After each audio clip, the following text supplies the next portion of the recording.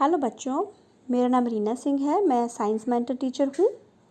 आज हमारे सामने जो वर्कशीट है ये आपकी 9th क्लास की 13th वर्कशीट है जो कि 3 अगस्त के लिए आई है। तो यहाँ हम देखते हैं कि पिछली वर्कशीट को ही आगे बढ़ाते हुए ये वर्कशीट बनाई गई है जिसमें कि हमें परमाणु और अणुओं के बारे में थोड़ी और जानकारी दी जाएगी।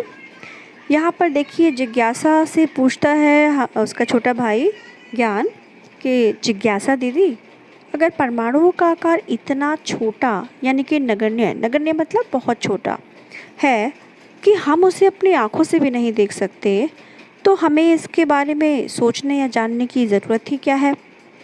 तो चलिए आज हम इसे एक वीडियो के द्वारा समझते हैं। ये इतने छोटे हैं तो हमारा इन्हें जानना क्यों ज़रूरी है?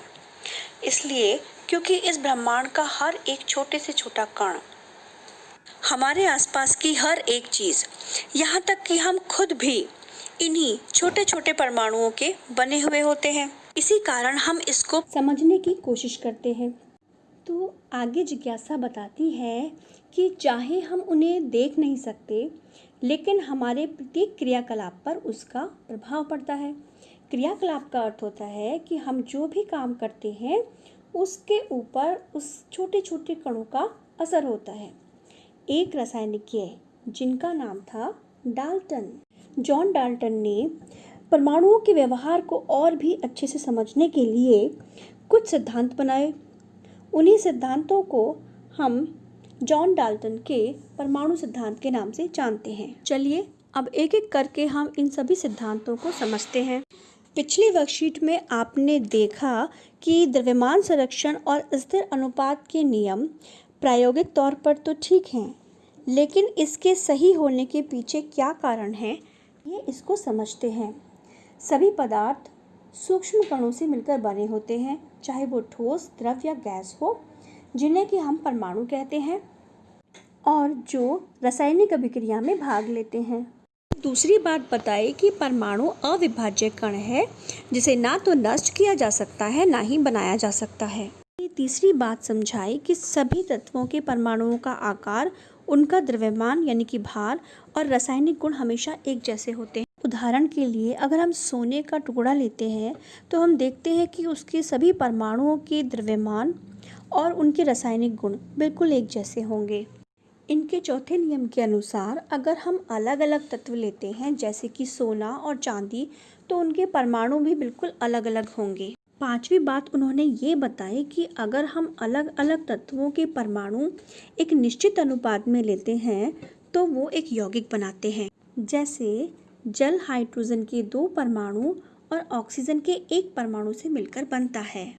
इस नियम से उन्होंने स्थिर अनुपात के नियम को समझाया। डाल्टन का परमाणु सिद्धांत पदार्थ के कणों को पहचानने में एक महत्वपूर्ण कदम था। आइए बच्चों, अब हम इसके प्रश्न उत्तर भी देख लें। देखिए, पहला फिल इन द ब्लैंक्स है, सभी पदार्थ सूक्ष्म कणों डैश से बने होते हैं। यहाँ पे क्या आएगा, इस रिक्त स्थान में आएगा कि यानी कि वो परमाणु से बने होते हैं।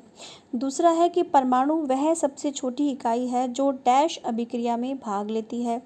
ये भी हमने भी बताया कि ये रासायनिक अभिक्रिया में भाग लेते हैं। तीसरा फिल इन द ब्लैंक्स है कि डाल्टन का परमाणु सिद्धांत डैश के नियमों पर आधारित था। यहाँ वो नियम आ सकते हैं जो हमने अभी बताए थे, द्रव्यमान संरक्षण का नियम और स्थिर अनुपात का नियम। अगला है कि किसी भी रासायनिक अभिक्रिया में परमाणु ना तो यहाँ आएगा सृजित यानी कि बनते हैं और ना ही उनका विनाश होता है। लास्ट क्वेश्चन है कि डाल्टन के परमाणु सिद्धांत के किन्हीं 3 मुख्य बिंदुओं का उदाहरण सहित संक्षेप में वर्णन कीजिए। बेटा, यहाँ हमने डाल्टन के सिद्धांत के 6 मुख्य बिंदु बताए हैं। आप उनमें से कोई भी 3 लिख सकते हैं। अलावा अगर कोई भी परेशानी हो तो मैं इसकी आंसर की साथ में अटैच कर रही हूँ, आप अपने आंसर्स को उसके साथ भी मैच कर सकते हैं। लास्ट में यहाँ मेरा एक मैसेज है आपके लिए कि अगर आपको ये वर्कशीट्स अच्छी लगती हैं तो आप मेरे वीडियो को ज़रूर सब्सक्राइब कीजिए, जिससे कि मुझे ये पता चलता है कि आखिर कितने बच्चे इस वर्कशीट को फॉलो कर रहे हैं और फिर आपकी रिक्वायरमेंट्स के अकॉर्डिंग ही मैं आगे वर्कशीट्स बनाती रहूँगी। साथ में आप बेल आइकन को भी प्रेस कर लें, जिससे कि जब भी मेरी नेक्स्ट वर्कशीट आए आपको उसका नोटिफिकेशन मिल जाए। चलिए, थैंक यू वेरी मच।